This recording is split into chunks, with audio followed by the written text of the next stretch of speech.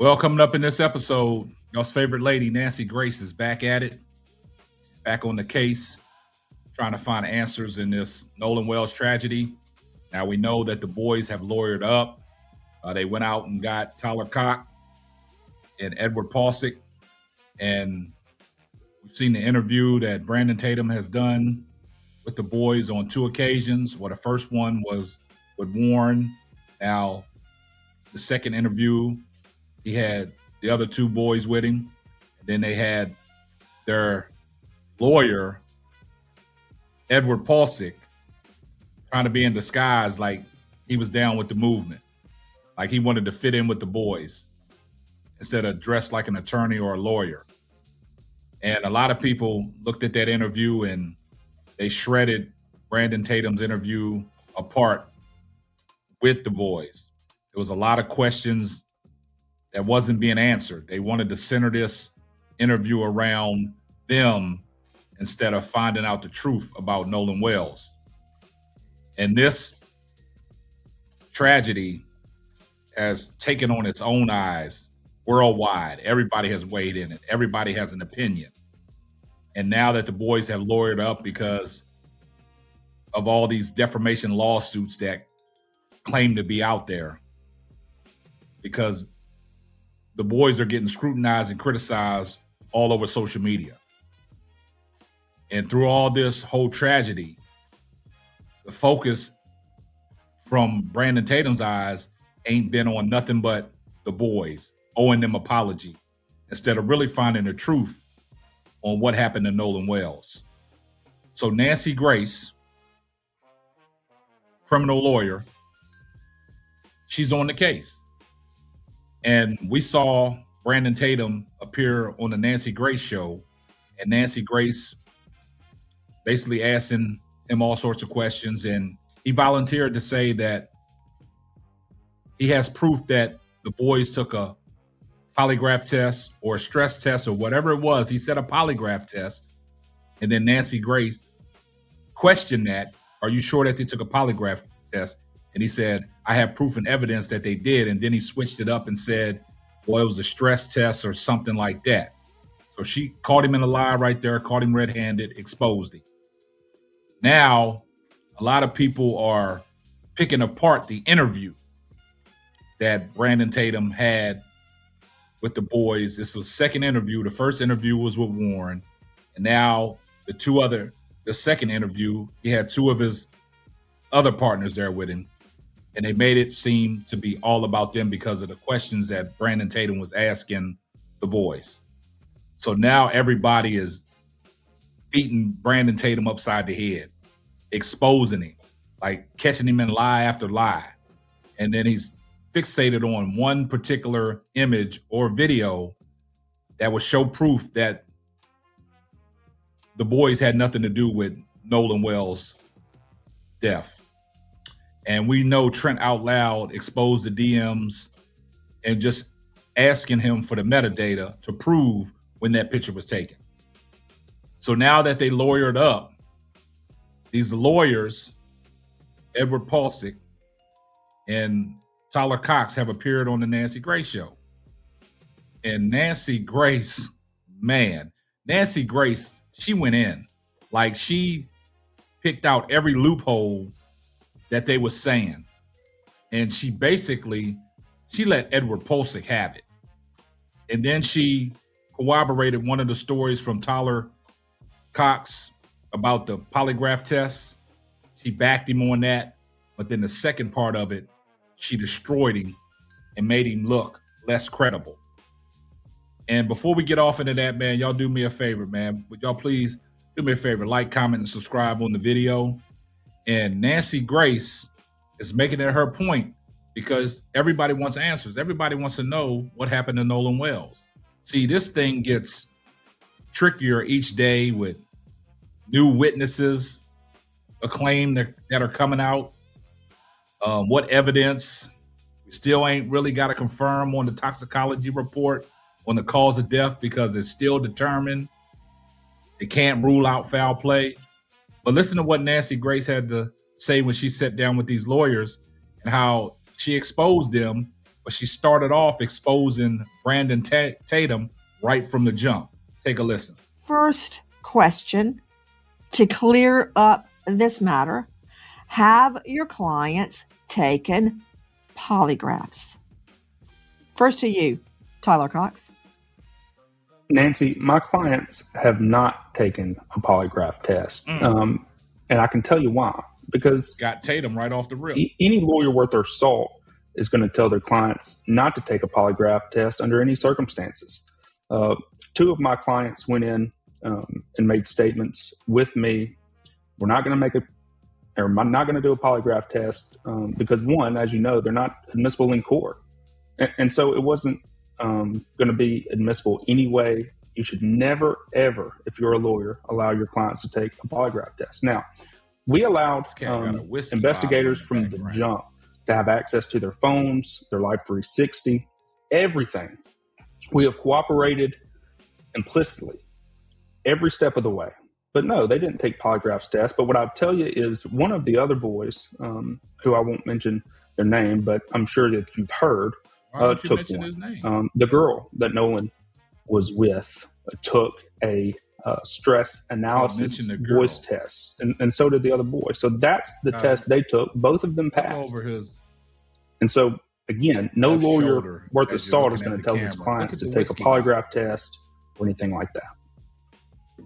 I would like to corroborate part of what Tyler Cox just said. Any defense attorney, whether they're truly convinced their client is innocent or guilty, they're not going to allow a poly. I've never seen that. I've had a couple of lawyers, maybe 3, in all the years I practiced, all the people I put behind bars, consent before trial to a poly. 3. And they were all criminal cases that carried severe penalties. So what he's saying is true. Even if you think your client is innocent, very rarely will you see a defense lawyer say, sure, take a poly. However, I disagree with you regarding their admittance into court. This is where she gets him. Polygraphs are allowed in civil trials. O.J. Simpson, he flunked horribly. And if both sides stipulate to the polygraph's admittance before the polygraph is taken, it can come into a criminal trial. The reality is that never happens. That never happens. Right. At the time that we first cooperated with police, the first very week, the days after, just 1 to 2 days after the disappearance of Nolan Wells, we're not thinking about a civil suit. We're not thinking about that. We're thinking about how can we provide as much information to authorities so that they can find Nolan Wells. And it was not until after we spoke to officers and investigators that Nolan, unfortunately, his body was found on Horn Island, washed up. And it's unfortunate. And I hate that for Nolan because by all accounts, he was an incredible person. He was just truly remarkable in almost every sense of the word. But I mean, we're not thinking about a civil suit. Me with this stuff. At that point in time, we're trying to help authorities find our friend, who we can't find either. Edward Polczyk joining us, in addition to Tyler Cox, both of them veteran trial lawyers. He is with Taylor Dykema. Edward, how did you get involved in this case? Well, I'd rather not talk about that. I can just tell you this. I can tell you that it was through a friend of a friend. You're kidding, right? You're kidding me. Because when you tell me I'd rather not answer. Well, I want to protect the names. Igniting me to find out how you got involved in the case. I think this is a game. Hold on. I can tell you a little bit more. I can tell you this. I can tell you a close friend. Who knows the Ocean Springs, Mississippi community very, very well, is from the area, connected me to a friend of his. That's why they all involved. And then I found myself speaking to Tyler here, and Tyler and I instantly became very close friends. We both have blue pickup trucks, so now we're the Blues Brothers. We just became very close. We hit it off.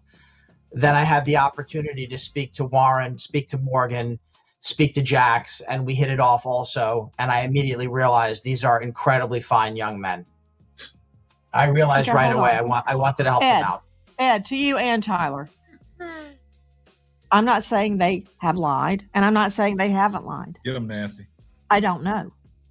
I have no reason to disbelieve your clients or to believe them. But you do know that people can look you right in the face and lie through your teeth, and you believe them. I've done it. I've had witnesses that I found out were lying to me, and it was a huge blow. I've had police officers. I worked a child trafficking case. My first child trafficking case. Worked it. I finally found the little girl. I went into a room full of sex workers. They went, she's in there. I'm like, there's no child in there. They went, she's the one in the white boots. She looked like she was 38 years old. She's 14. That said, we won the case. But fast forward about 10 months later, I was walking through the grand jury room and I saw these horrible federal court sketches. I'm like, oh my stars. Is that who I think it is? It was my vice cops. They had been stealing from dopers and they got indicted by the feds. And I had been out on the street with them every day for months trying to prove a child trafficking case. So just because somebody tells you the sky is blue does not mean the sky is blue. You do know that, right? Well, I can tell you this. They were off Horn Island at 4:30 p.m. on July 4th. And Nolan Wells was seen alive. Now we're getting somewhere. How can you prove that to me other than them telling you? I assume you've got GPS tracking and the call to CTO? We have witnesses, among other things, but I can also tell you this. They were off the island at 4:30 p.m. and Nolan Wells was seen alive by multiple people at 6 p.m., still on the island. Now, y'all heard that, right? Nancy Grace does a great job of getting what she wants. She said, we're getting somewhere. So basically, she's telling them that even though you think that your clients may be innocent, they're not guilty, they may be innocent, they could be lying right in your face. And she just gave a whole synopsis about police officers lying and her own witnesses lying. And then he says he has proof and evidence that Nolan was seen alive after that CTO call. This is where the hang-up's at. These lawyers are saying that they have concrete evidence. Well, Edward Polisic is saying that he has concrete evidence from witness accounts and witness testimony that Nolan was seen alive after the CTO call. This is where everything is mucky, like the waters was on July 4th. This is where everything comes into play as suspicious and fishy. These lawyers say they have from their own witnesses' accounts. Who are these witnesses now? See, this is what I'm saying. Nancy Grace, from the rip, she exposed Brandon Tatum. She exposed Tyler Cox for his polygraph omissions in the court. And then Edward Polisic, she just crucified him. He thinks it's a game. He has a little dope boy look. And I think Nancy Grace will eat him alive in the court of public appeal and in the courtroom. If Nancy Grace was the prosecutor for this case, if it goes to trial, if there's an indictment that come down, Nancy Grace would eat Brandon Tatum up, Tyler Cox, and Edward Polisic. She would eat him alive. Because Nancy Grace knows the things to ask. Brandon Tatum don't. And just like Tyler Cox said it, Nolan was a great, and you didn't know Nolan Wells. So how are you going to make that statement? This is crazy. Nancy Grace, keep doing what you're doing. Another great reaction to what Nancy Grace had to say. So y'all guys get down in the comments section. Y'all let me know about today's video on how you feel on what's going on now, how things keep taking a drastic turn of events. But y'all let me know how y'all feel about today's video. Y'all get down in that comment section. I see everyone in the comment section, hashtag salute. Make sure you like, comment, and subscribe, and turn on your post notifications so you will know every time I drop a hot banger. Oh yeah, just in case I forgot, tell a friend to tell a friend. It might not be for you, but it might be for them. And that will wrap up another episode of the Simply Ball Dropping Podcast. I'm your host and the man behind the mic, K-Sap. Catch you on the next one. Deuces.